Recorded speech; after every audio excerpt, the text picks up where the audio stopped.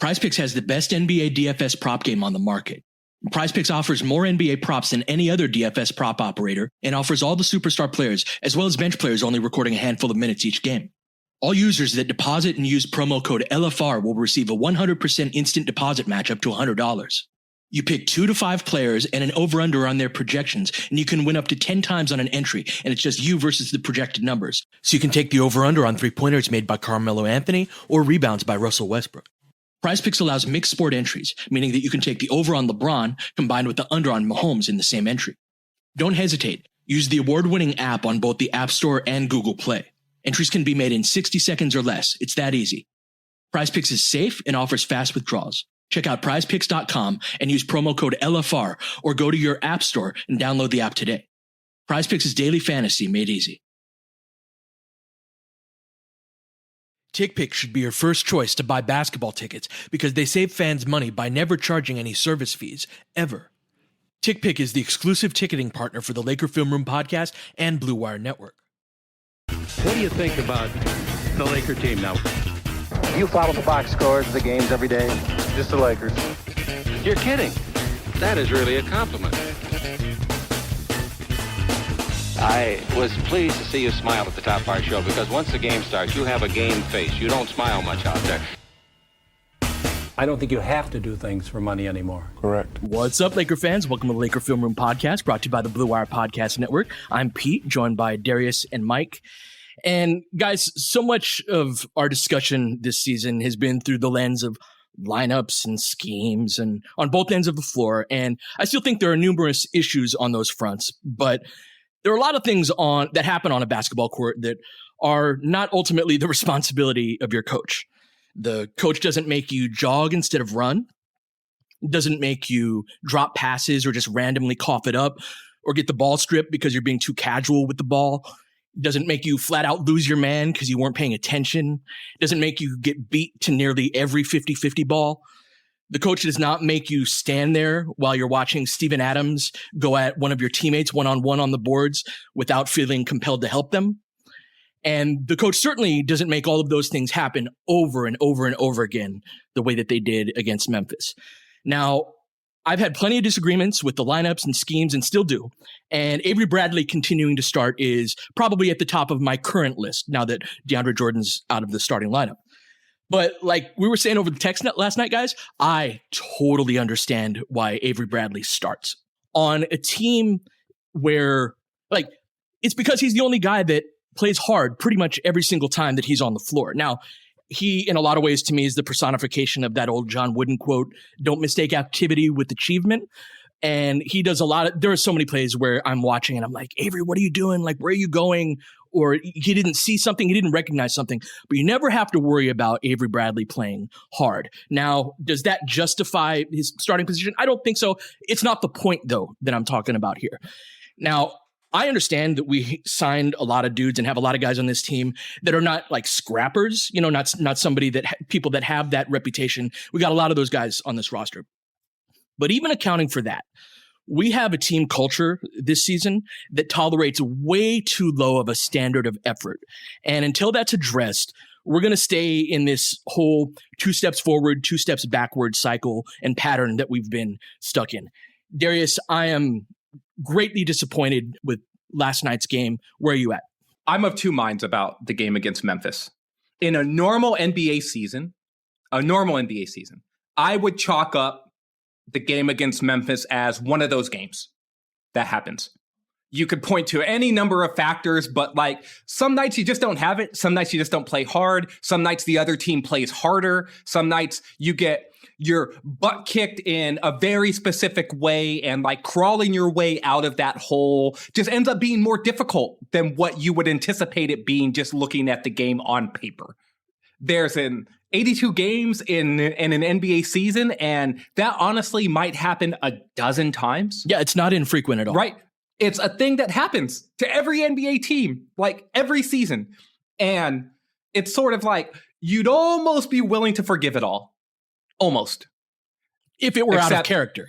Except this has happened so many times this season to the Lakers that it's more commonplace than not. That's right. Like, I thought Frank Vogel basically saying, like, he got asked a very direct question. Were you surprised that your team got up by, it wasn't a big lead, but they were in control of the game. The Lakers were in control of the game. And Frank Vogel was asked, were you surprised that your team went up by X number of points and then let their foot off the gas? And Frank Vogel said, no. Our team has shown that they will do that. Yeah, he's like, have you been watching this team?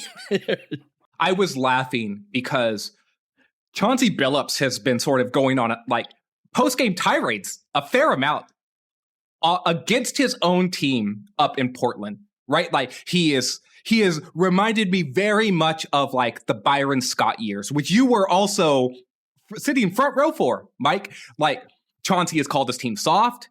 He has said that they don't have any pride. And he has used like the buzzwords of like outright attack, but use them against his own team. Like, and it takes a certain amount of gusto to be like that as a head coach. And most head coaches do not go down that road, right? Frank Vogel definitely does not. Instead, what Frank Vogel does is he normally couches terms, like he couches his criticism in just like, well, we need to do X more, right? And like, but this season, he is in the most Frank Vogel way, letting the clip fly a little bit more. And I thought last night, the sort of like, yep, this is what we do. We don't play, basically, we don't play hard is what he, like, we get up and we stop playing hard. And we make all these mistakes and we give the ball away. And I feel like this was the much tamed down version of probably what was a version of the halftime rant that he went on a few games ago, where it was sort of just like, yes, like if you want to be excellent, stop doing all the shit that excellent teams basically throw in the trash. And you guys have all been in the league long enough to know what those things are. Yes. Don't talk about it, be about it. Y'all are the raccoons of digging out the shit. Right? Of things that it's just like, you're the trash can digging out all of the bad stuff and saying, hey, like, look at this, look at my prize. Like, I'm feeling so good about turning the ball over and not helping down on box outs and like having such an aversion to the little things that it's just like, I don't understand what you're doing out there. Like, there's just a certain amount of, are you going to go out there and compete and try to win the game? And Mike, I thought the team came out with the right spirit. I thought LeBron was great to start the game. And I thought, and just in terms of effort, I thought everyone was on sort of the same page. And then slowly but surely, they were just like, well, that was fun. Now I guess we'll just settle back into all of the habits. What's been most frustrating to me is that you hear buzzwords from players like LeBron talking about habits. Well, guess what? You're showing me your habits. Your habits are, we're not going to play very hard for the full game. Other teams know it too. And they're just going to keep coming at us. And guess what? We're going to be 500 because of it, when they probably should be a good 5 or 6 games above 500 based off of the number of games which they have clearly controlled and then seemingly just let go of the rope on. Oh, I've got a lot of stuff here, guys. I want to start with the Darius displeasure scale just for a second. So I'm gonna try to remove my own opinion from this for a second and just give you the collective of my text messages and tweets and just basically stuff coming in from Laker fans, right? Which, you know, my phone was quite active last night. And first quarter, very impressed with LeBron's start, especially on defense. Now, he made a couple of tough turnovers, but just 2 blocks, a steal, passing lanes, getting up and down in transition, bully balling guys off of his body, finishing at the rim, hitting a jump shot, like really good energy. And whenever I see that LeBron, I'm like, win, that's a win that night, because everybody else typically picks that up and carries it out over the course of the game. So LeBron sits, and the first thing that was different that happened in last night's game is that because LeBron was in such a nice rhythm and Memphis had to call a timeout, he just stayed in past his usual rotation. What that did then was have him come out with a minute left in the first quarter and let him to not start the second quarter, which I think was one of the things that ended up throwing off what usually happens with that second unit, and I'm going to get to that, which was the biggest problem. But 28 seconds left. Memphis takes a bad foul. Westbrook misses 2 free throws. Lakers are still up 7. Could have been 9, whatever. And then the first this is the moment that I think the game shifted energy-wise. And coaches and some people around the league call these things like tryhards, or certain players tryhards. And the Lakers just got battled and beat to a loose ball on a missed 3. Xavier Tillman hits a 3 that cuts the lead to 4. And that was the tone then that carried in throughout basically the whole second quarter. So this is when the DDS starts to come into play. Like we're on like forgot to take trash out and it's late though. Still like not that big of a deal. That's right. Then you get into the second quarter, and early in the second quarter, it's the group. It's Ellington, Monk, and Melo. These are 3 guys that are not defensive players, and the group that they're playing against are Memphis's try-hard guys that don't get to play often. It's John Conchar, it's Killian Tilly, it's Jarrett Culver, who never even plays. And so he typically isn't a try-hard, but he was in this case because he hasn't gotten to play basketball much. And those guys are just flying around the court, getting loose balls, Tillman as well. And boom, all of a sudden the tone changes. And I very quickly, Darius, I'm up into like, got home, pickup order is wrong, maybe approaching got Montezuma's revenge on honeymoon. Like it happens quickly because you saw what has happened so often this season, and that we can't dismiss that. I always do is, this happens in the NBA. But since it's become part of the thing, that's when I think the almost anger starts to seep in from people that are watching the team Mike, play. People hate this team. I talk to a lot of Laker fans too. There are more people that I heard that love the Lakers that say, I fucking hate this team this year. I've heard more of that through 25, 26 games than I've heard in years. And we were bad, like throw the championship season aside for a second. We've been bad for a minute, and it's easy to forget the old frustrations and stuff, but it's a different type of piss you off type of team that I totally get. Well, so I've got one other area to get to, but I do want Darius to come in quickly on this one. Like, was the scale going here, or were you trying to detach yourself in a sense, like the way that you reasonably explained things earlier, or were you straight like getting into the scale? No, I was frustrated more with like individual players. Like Carmelo Anthony was just frustrating the hell out of me. I was just like, this dude said, I'm going to microwave an entire sea bass. That's what it was stinky, right? I was just like, you put this the whole number 2. Like this is number 2. Yeah, the door's this is number 2 on the scale. Yeah, the microwave door like don't even want to close, right? He's like folding it in half. There's a giant sea bass. This thing's like 20 pounds. It shouldn't even fit in the microwave. Because he was just doing some of the early season Melo stuff where I thought, oh my goodness, like it resembled one of those like off-season workouts, right? Where it's just like, oh, swing to you, and I'm the only guy that's on the court.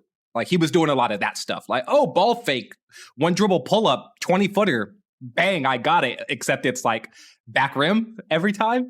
There was like, the defensive end was worse. Right. Well, and he was one of the guys that was casual with the ball. There were so many times where he like grabbed the rebound, goes through the motions, and one of the tryhards, which has kind of a connotation to it that I don't like, because you have to try hard. I wish we had more tryhards on our team, right? No, and I know that's not your point, but yeah.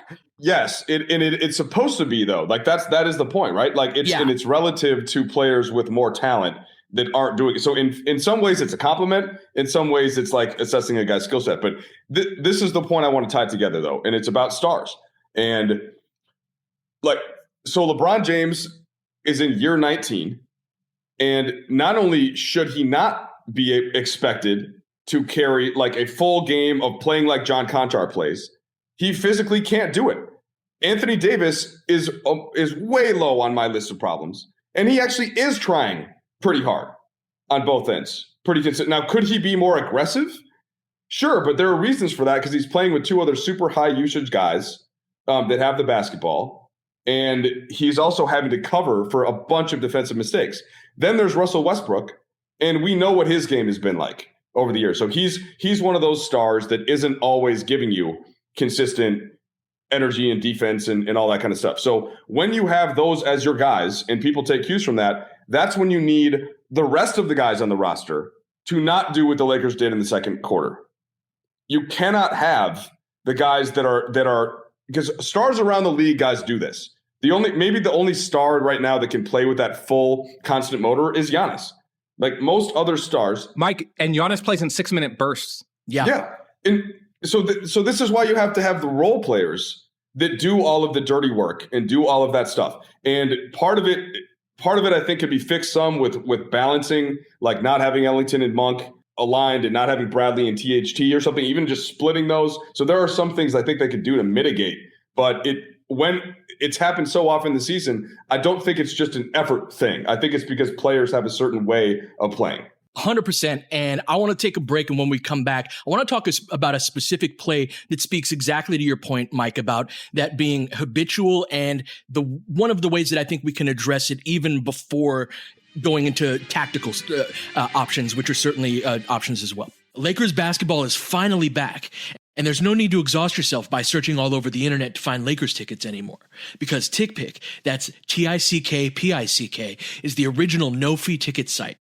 And the only one you'll ever need as your go-to for all NBA tickets. TickPick got rid of all those awful service fees that other ticket sites charge, which lets them guarantee the best prices on all their NBA tickets. Don't believe it? If you can find better prices on the same seats on another ticket site, TickPick will give you 110% of the difference in purchase price. I'm excited to see this Lakers squad get out and transition this year, and there's nothing like seeing a great fast-breaking team in person. Visit tickpick.com/LFR today and use promo code LFR to save $10 on your first order of Lakers tickets. Are you looking for ways to skip the trip to the post office and dodge all that hectic holiday shopping traffic? Why not save time and money with Stamps.com? Stamps.com lets you compare rates, print labels, and access exclusive discounts on UPS and USPS services all year long. It just makes sense, especially if your business sends more mail and packages during the holidays. Whether you're selling online or running an office or side hustle, Stamps.com can save you so much time, money, and stress during the holidays. Access all the post office and UPS shipping services you need without taking the trip and get discounts you can't find anywhere else, like up to 40% off USPS rates and 76% off UPS. Save time and money this holiday season with Stamps.com. Sign up with promo code FILMROOM for a special offer that includes a 4-week trial, free postage, and a digital scale. No long-term commitments or contracts. Just go to Stamps.com, click the microphone at the top of the page, and enter the code FILMROOM. There's a play with 8:59 left in the second quarter, and it was a corner out of bounds play. And I bring that up because this is a specific part of the playbook where sometimes the ball gets knocked out of bounds and it's right where the baseline and the sideline meets, right in the corner. And it's Memphis's ball.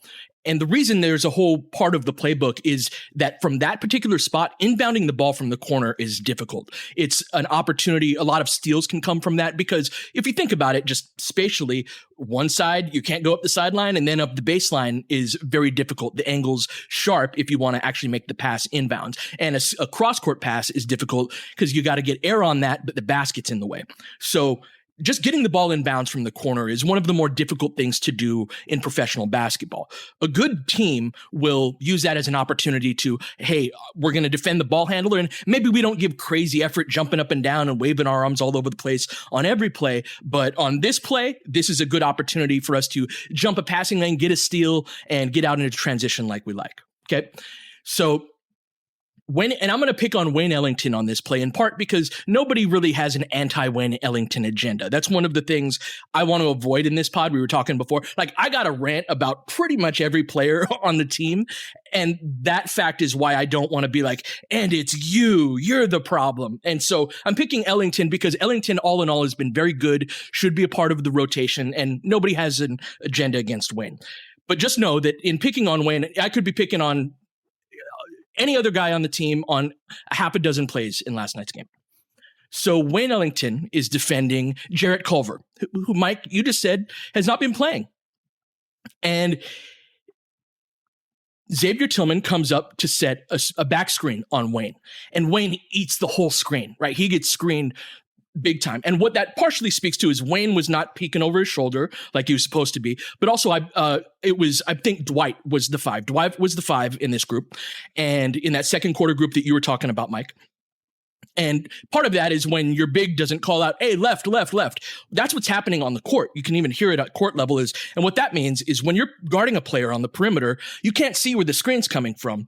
So it's the responsibility of the defensive big man to be like, hey, you got a screen coming up on one side. So anyway, there are already a couple of mistakes in this place from role players. Wayne eats all of the screen, and Culver cuts toward the opposite lane line. Now, this is a really sharp angle pass, and on these corner series plays, you rarely get that pass through. But after eating the whole screen, the way that Wayne did, he jogs to catch up with Culver, who's created separation because he ate the screen. He jogs to go after him, knowing that very rarely does this pass ever get made. But because he jogged, Jarrett Culver is open. And he catches it, and now he's bigger and stronger than Wayne right around the basket and leans into him and gets a layup off of the backboard. Off of this corner series that, again, it's very difficult to inbound the ball. They get a layup right underneath the basket for a couple of reasons, but just focusing on Wayne. Our vet minimum players should never feel that comfortable on the floor. A guy like Wayne Ellington plays 12 to 14 minutes per game. He plays 2 shifts. And what's being asked on that is, like, first off, you're going to eat screens. Sometimes things like that are going to happen. What that needs to trigger, though, is, I got to catch up. I got to just do my job. I got to, there's some separation. I got to sprint toward him. Again, this could be any one of a few dozen plays from last night from any particular player. But there's a certain lacking of guys are too comfortable doing that sort of thing. And one of the advantages of having a roster with as many vet min guys is there's a guy on the bench that is pretty close to you in terms of caliber of player. There's not that big a difference. He'll fit in better in some situations than others, but you've got Austin Reeves and Kent Bazemore getting DNPs. We got like 7 guards on this team. And now this is a whole other discussion about the roster composition and all of that. But I'm not saying that a Wayne Ellington should not be part of the rotation because he made a defensive mistake like that. But I think there has to be some standard of, look, if you're doing that, if you're making mistakes like that, it's not a foot speed mistake. It's not a more athletic guy beat Wayne Ellington. It's you were not locked in on that play. There's a couple guys on the bench, Mike, that can come in after that. And so that's something that it's not just with Wayne. There's just a level of accountability. And to me, that's a perfect situation where you go like, Baze, go get him. And that gives Baze an opportunity to show what he has, right? And so the only player amongst our vet min guys, Mike, that I think has a certain degree of like, if he doesn't play, who does right now is Melo, just in terms of positionally. And even that changes when Ariza gets back. So I think that we need to raise, and this isn't just from a coaching perspective, it's from the player perspective as well, just raise the level of accountability and standard of like, what is acceptable on the basketball court. Oh, man. Well, to harken quickly back to 1920, which I know I probably do too often, but to try to do this for context, there wasn't really one guy on the court that was going to yell at somebody when they didn't make the type of play that they had to, like that sort of on-court accountability that, Chris Paul is famous, not always in a good way for. It's been a good way for Phoenix here. It certainly wore on teammates in the past, but or Draymond Green, right, is very notable for, where if the Warriors role players do that, he not only is calling them out, he's calling them out on the court and Absolutely. yelling and screaming at them. That is not AD's style, and nor should it. He shouldn't try to change. That's not him. Russ doesn't do that, and LeBron doesn't really do it. That's right. He looked annoyed last night, though. I don't know what it looked like from your perspective on TV. He looked really annoyed. And he should have been. Yeah. He should have been really annoyed. I was totally with like any annoyance that LeBron was. LeBron, Darius, what's bigger than the type of fish that you mentioned? Is there another type of fish you could try to throw in like one of those big tunas or something? Yeah, something like that, right? I don't know. Like that's the level that he should have been annoyed at something going in the microwave like that. Because the context of his whole career and all the effort and energy that he's put out, and then for him to still be the guy that's basically playing the hardest in the first quarter of a game at Memphis, just unacceptable. So, all right, that all in context. But what do they do about that? Because that's not going to change. And so a head coach has to be very careful. You just alluded to this a second ago, Darius, with what Chauncey does, right? Yeah. That doesn't work. It doesn't work in the NBA. No, different approaches. I refer to those coaches as the strong men, right?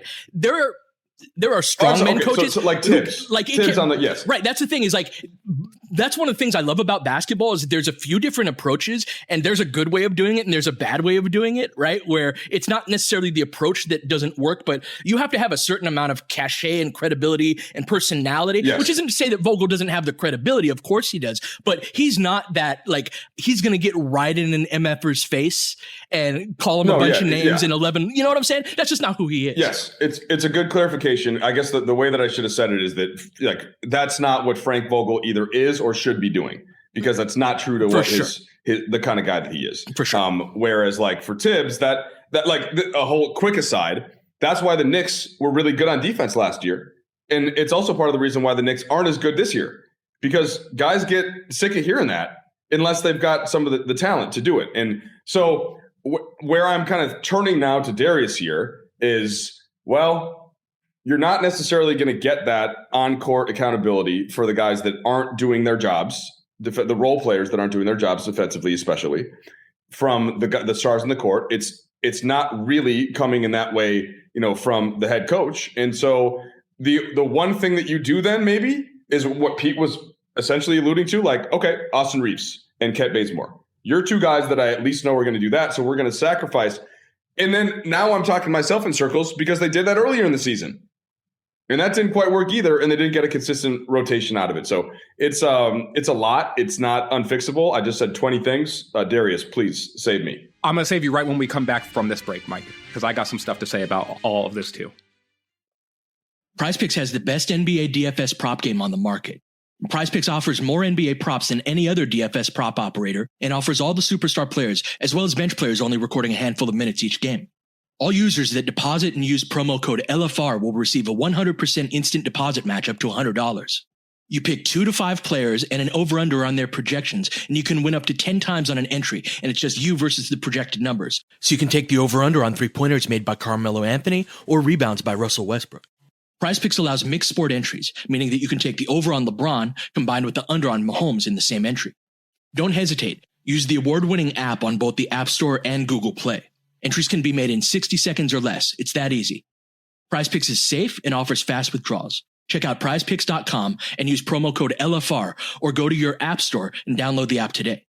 PrizePicks is daily fantasy made easy. Anyone with a business can tell you that when it comes to hiring these days, you don't have time to play games. You need the right players right now. You need Indeed. Indeed is a hiring partner that gets you what you really want. A short list of quality candidates as fast as possible.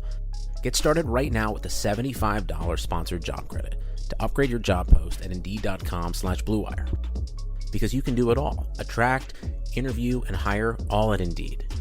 Indeed partners with you on every step of the hiring process, so you can find talent with the skills you need through tools like Indeed Instant Match, assessment, and virtual interviews. Get a $75 credit at Indeed.com/BlueWire. Thanks to Indeed Virtual Interviews, you can message, schedule, and interview top talent seamlessly, all in one place. Interview virtually with no downloads, plugins, or purchases. Indeed.com/BlueWire. Offer valid through December 31st. Terms and conditions apply. Need to hire? You need Indeed.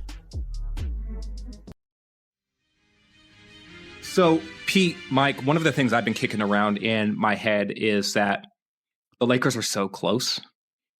Like, for it's all tantalizing. the stuff that it we sounds just crazy, talked but I see about, it too. Yes. Right. For all the stuff that we just talked about, and for how frustrated we are, I think a part of my frustration, at least, is knowing that they're close.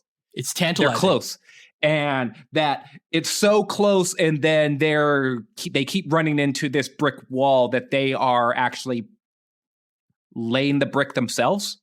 Right? It's almost like, yeah, let's go in this direction, and then you turn and there's the wall, but then yesterday you built the wall yourself, and you're just like, what the hell am I doing? Right? Like you are tricking yourself into making the wrong decision too often. And so I do think that the most powerful tool a coach has is playing time. It always has and it always will be, right? And I do think that at a certain point, there is Frank does need. So here's the thing. Frank needs to deploy lineups consistently in order to get the best out of players. He has not had that opportunity often enough this season based off of player availability, injuries, and all of this other stuff, right? And so on some level, I give him a pass in that way. Over the last week or so, he has just started to develop what I think the best version of this team is going to look like in terms of the 9 or so players who are going to play each night. Once that is in place, that's when you can then start to be like, oh no, you're not giving the requisite effort. We're going to the 10th guy and the 11th guy and the 12th guy. So there is I think that formula is now just starting to be in place where Frank can now, over the next week or two, start to say, Bays, Austin, get in there for Wayne. You get in there for Monk, right? Like, start to swap out some of the guys, even going smaller and saying, go get Melo. Yeah. Right? Like because or you're what worked with replacing DeAndre with Dwight in Sacramento, right? Yes. Like there is enough like-sized players and ability in terms of like similarity of ability and in some ways skill set, not necessarily with Melo because he's sort of an outlier as like the one stretch forward that's on the team. But at some point, say we're going to steal 5 minutes and we're just going to go smaller, right? Anyways, the point I was making at the beginning of this is I do think the Lakers are close. And one thing I think that they can do is they can start to reshape I mentioned this to you guys last night, is they are just a little bit out of balance still with the lineup deployment and the personnel deployment within the structure of these lineups. So I think the structure of the lineups is fine, right? AD at the 5, LeBron at the 4, 3 smallish or smaller dudes. There's one more step to take, right? So right now they're starting Bradley and THT, right? Who are 2 of their quote unquote better defensive players. Both of them thrive though as sort of on ball defenders, and both of them have been getting lost off ball. Both of them are also not necessarily shooters. At least they're not treated as shooters by the defense. And the bench unit that really struggled this past game against Memphis and honestly has struggled defensively, but they have had some good offensive shifts, is a group that has Melo and Monk and Wayne, right? And so I think that I think they need to take one of Wayne and Monk and replace one of Bradley and THT in the starting lineup. What do both of you think of that sort of general concept? Not necessarily like who for who. I have an idea of what I would do in terms of who for who, but just in terms of the general idea, like where do y'all stand? Am I off base with sort of what I'm projecting on to the team here? No, I think that's the very natural thing to do and the easiest thing to do. And then maybe with all of the discussions that we just had about player effort and energy, and maybe that can fix itself by just having the balance better that you alluded to. It'd be helpful, but yeah. And then in that second quarter, right, instead if you have either Bradley or THT or even like Reeves instead of Monk and Ellington, maybe that one guy gets to that loose ball. And then that kind of cuts out the Memphis momentum in a way. Like something little like that. So this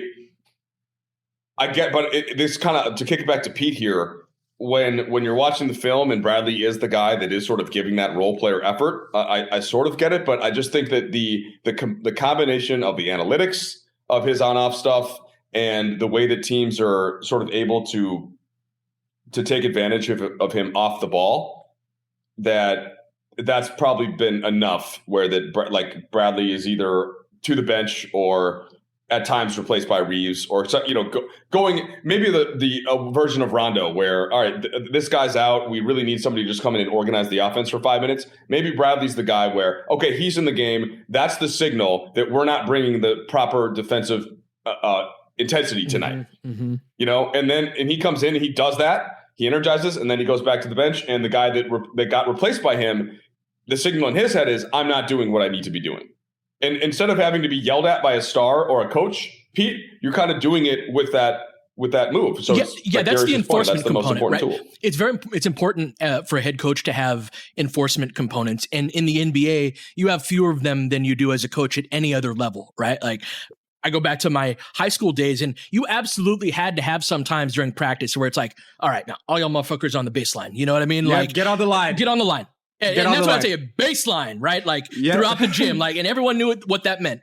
And killers, Pete, that was my best skill in high school in varsity basketball. Yeah. I'm like, okay, coach. All right, I'm not losing a killer. That's right. And the one thing I can control. The right coach will love you for that. And that's it. It's not I hate when that goes too far in the other direction. I was not the strongman disciplinarian head coach. That's not my personality, right?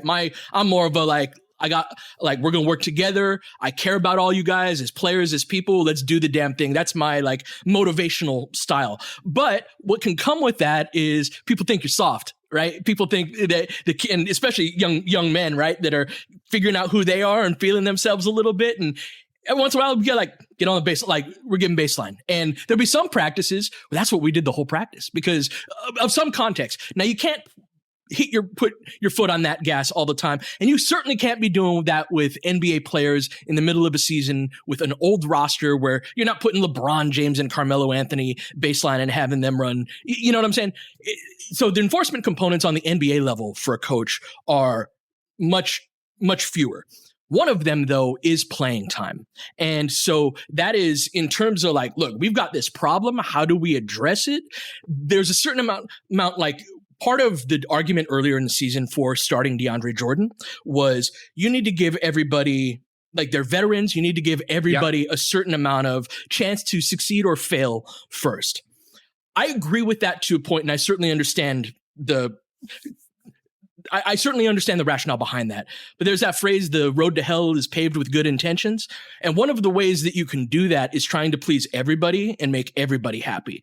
And in reality, we got a lot of replacement level players on this team. But one of the few advantages, D, that you have with that is be like, look, if you're not bringing it, we don't have to you don't have to play. You don't have to play. Everyone's gotten their chance now. Yes. Everyone's gotten their chance.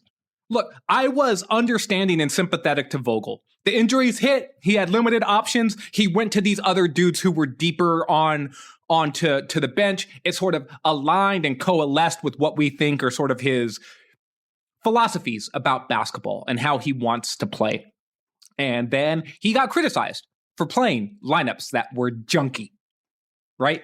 And now he has gone more and more away from those lineups. And he has progressively taken another step and another step and another step away from those lineups, which we all thought were crappy lineups. I thought they were crappy lineups. And, I'm not friends with Frank Vogel, but if I was, I probably would have found an eloquent way to explain to him that I thought that these lineups were not going to be successful over the course of an NBA game. But he has gotten more and more away from those. I do suggest that he make one last tweak, give that tweak 10 to 15 games. And my guess is that if he gave that tweak 15 games, the Lakers might go 10-5. I agree. They might go 11-4 or 12-3. I think that they are that close here. I really do. But everyone's gotten their chance now. It's no more about we're going to be the happy Warriors, not the Warriors, the Golden State Warriors, just the happy Warriors that coalesce and come together. It's no. You're 13-13 or you're 500 through 25 games, 26 games. And if there's going to be a point where you are a team that is no longer 500 through 40 games, through 50 games, through 60 games, then you need to start holding the players accountable in the only way that players at this level understand accountability. Where do our superstars fall in line with that? The top three, because that's the kind of the elephant in the room here. And I think we're all of the mind that AD is getting a disproportionate amount of the blame. I don't want to get into a defensive AD right now. I do think that it's appropriate. But in terms of the enforcement, I talked about some of the coaches' tools as enforcement components. the leadership of the players is more important in this respect, in this, like, what are we going to be? Who are we are? When we were talking about Draymond being that guy, or Chris Paul, Mike, you were saying Chris Paul being that guy for their team of like, no. It's not slipping below this standard. I don't care who the coach is. It's not about the coach. It's about us. It's about me. I will not allow this to happen. There has to be some degree of that from our stars, right? There does. And I'm very interested to see who is going to step up in that regard. Post-game, I've been happy with Anthony Davis's comments in post-game circumstances. He is not going to be that guy during the game, though, that is basically like shouting a guy down. LeBron James-led teams have always been about sort of like self-accountability, right? And the players just sort of doing what they're supposed to be doing. It's one of the reasons why I thought the team in 2019-20 was so well put together. It's because the veteran guys and a lot of the role players on the team were those self-starter types, right? Like it was Danny Green, who is the personification of professional role player, right? It was Alex Caruso. It was KCP. Even Kyle Kuzma. All of these guys sort of understood what the asks were of them, and they were all sort of, in their own way, Mike, tryhards. Right? Like they were guys who had been undervalued, or guys who had been told that they no longer had it, or they were guys who sort of had a chip on their shoulder to get to the next level within their careers. All of them. And there's really not a guy like that on this year's roster. Maybe Austin Reeves is the closest you're going to get to that. I think that the player component is super important, Pete. I think the superstar part of it is super important. I also think that there has to be a meeting of the minds, not only amongst the head coach and the superstar players, but also amongst like the general manager. Like December 15th is fast approaching. You know when December 15th is? It's the first day that you can make trades for the players who were signed to new contracts this offseason. I'm not proposing the Lakers make a trade. If I were leading the team, I might, right? But I would be looking at the mix of this group and being like, hey, we've got 25 or 30 games of this group. We don't have maybe enough of this. We have a lot of this other thing, but not enough of this. I may be trying to get some of that other thing that could be helpful within the context of similarly priced and skilled players, right? Which is what happens with a bunch of veteran minimum guys. I just want to say about the star thing. We have a lot of information about how these stars act and are. And one thing that over the years I've kind of grown to admire about LeBron, and this is in a different way from what I admired about Kobe as a leader, but they have their style. And while Kobe certainly adapted from when he was with Shaq to when he was the team leader, and he evolved certainly, but he still was at his core, he stayed true to what he was. Yeah. Same dude. He different circumstances, but yeah, same dude. And so let's not expect that LeBron is going to turn into Chris Paul or Draymond Green in the way that he's gonna, and he shouldn't, because his way has worked. And sometimes not being super direct with certain guys, it works in a different way. So that's why I'm kind of back to like Westbrook's coming, and if LeBron's there, Westbrook's not going to come in and do that because LeBron's there, and AD is not going to supersede LeBron. So that to me is sort of set, and we shouldn't expect otherwise. And it's got to come from either basically when you guys and Darius, you just most recently said this, being close. It might be just one glue guy. And I get that Trevor Ariza is the name that we keep associating because he's the one that's on the roster, but it might have to be a trade, and it might have to be for two vets or a couple of the min guys, right? Plus a future pick in some way to get just one more guy, and not necessarily, again, I don't want to use try hard because as Pete rightly brought up, I can diminish a guy's skill set, especially being in the NBA, but somebody who's got a skill set, but also you don't ever have to question the effort and the energy part or the defensive part. And one more guy could balance the rest of the roster. Just one of those guys. It doesn't have to be LeBron yelling at everybody or like, that's it. It could be one more guy. Mike, I remember this story that Channing Frye and Richard Jefferson told when Channing Frye was acquired by the Cavs. And Channing Frye, and it reminded me of the story that you told me, Mike, or that you've said on the pod before too, about when you first came to the team. And you're just like, why is your mindset like this, guys? Like, you guys are the best team. Y'all should be having fun. Like, the mentality around this group should be like, you're going to go out there and kick everyone's ass. Like, you're better than everyone else. Like, I don't understand the sort of dourness around your mindset. And Channing Frye and Richard Jefferson told the story about how when they acquired Channing to the Cavs, he was sort of like, he came in and he was just like, wait, what's going on? Y'all got LeBron James and Kyrie Irving and Kevin Love, and y'all are the favorites in the East, and like, y'all should be having a good old time here. I don't understand. And then he partnered up with his old Arizona buddy and Richard Jefferson, and then it was sort of like better vibes, right? And it's not always about, and Channing Frye had a useful skill set. He was a stretch five. He came in. He wasn't this sort of defensive little things guy, but that's what I started to think about, Mike, when you were talking about like swapping out and just sort of changing the chemistry within the group a little bit. It could mean that one or two swap outs for just a different type of dude could be helpful to this group. I don't have any suggestions on that front. I do think, though, that it's been too long now, Pete, with this group sort of like running in mud a little bit. And while I do think that they're close, it's like an NBA game, like the game against the Clippers, for example. They were close and they were close and they were close, and then you don't get over the hump and then suddenly you lose. And it's sort of just like, when you're close, you better break through. Because if you don't break through, you're going to fall off, and then that's all that there was to say. And you will be the team that underachieved. I'm still at a step before making roster moves, which isn't to say that I disagree. I thought that we've needed to balance the roster now in a little different way than others have thought in a lot of instances, but I don't think that this is the final version of the roster, nor has any of our rosters the last couple of seasons, the one at the beginning of the year, been the same that finished it.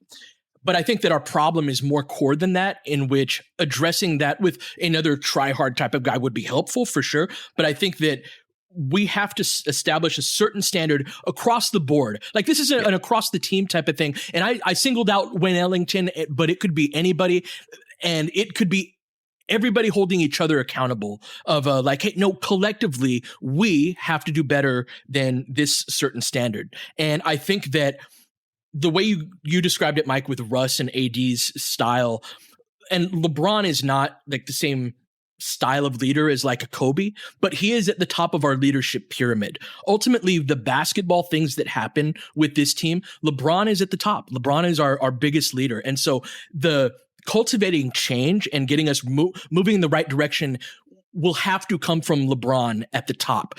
What that is, that's we're going to have a lot more conversations about that. We all have our ideas. I'm with you guys on like roster moves and things like that. I just think that there's something more core with us right now that's important. Yeah, I just think it's both. I think it's both. And there's no better way for LeBron to lead in Memphis than to come out like he did energy-wise in the first quarter. This team, as you said, has to come to some understanding of the way they're going to play. And then also, since they're the Lakers, they will add a buyout guy, or they will make a trade for somebody that's out of a different thing and add a piece. Like, it could be one. So I just think both those things can happen this year. For sure. Multiple things are often true and usually are in the NBA. All right, we went long on this one. We have another game tonight at OKC. Lord help us. We'll be back tomorrow to cover it here. Oh, no, we will not be back tomorrow. It's Friday. Thank God I don't have to talk about this freaking team for a couple of days. All right, y'all, hang in there. Let's get a couple W's this weekend. Swing the momentum back the other way. You've been listening to Laker Film Room Podcast. We'll catch you guys next time. James has got it in low to McHale. McHale wants to turn. He's double teamed. Just pass out in front. Broken up by Worthy. Tip to Magic. Worthy dies on his belly. Magic scores. There's Magic got it. Magic fires again. They will. Lakers win the game. The Lakers win the game. Rebound is Lonnie. 3 seconds left. Van Exel to win it. It's on the way. Good! Kobe Bryant, 48 points, 16 rebounds. Shot with his 8th block shot that ties is an NBA Finals record. A lot of Laker fans sticking around for this. You're seeing something that's very rare indeed. A Laker to get MVP chance in Boston. Of all places. Are you kidding me? Kobe, hard to believe. Are you kidding me? Unreal. Are you kidding me? Lakers looking to push. Bryant spinning in the lane. Back for Gasol. Pretty pass. And it's back to a three-point game. Kobe Bryant picked up by Bell. There's the move. 2, 1. Miss it. Unbelievable. For the victory. It's over. Shot clock now to 5. Bryant. Yes. And that was a little tap to Alvin Gentry. Add insult to injury, Kobe. I mean, what a shot. I mean, you can't defend that. Are you kidding me? 2.1 seconds remaining. Denver a foul to give. Jokic trying to disrupt Rondo. He puts it in. Here's Davis, 4-3 in the win. Oh, it's good! Anthony Davis has won it for the Lakers! James again. Oh, he hits another one. LeBron James putting together a closing quarter against the Nuggets. This historic 2020 NBA championship belongs to the Los Angeles Lakers. The Lakers conquer the bubble, and banner number 17 will soon hang in the rafters.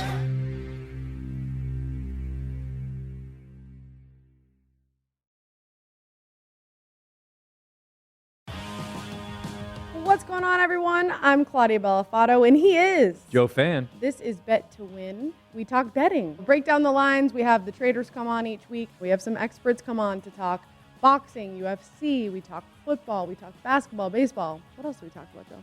We make fun of each other. We make fun of each other. We have a lot of fun doing it. We do. So come join us. Let's pick some winners, lament the losers, have a good time doing it. Make sure you subscribe wherever you listen to your podcasts. New episodes out every Monday and Thursday.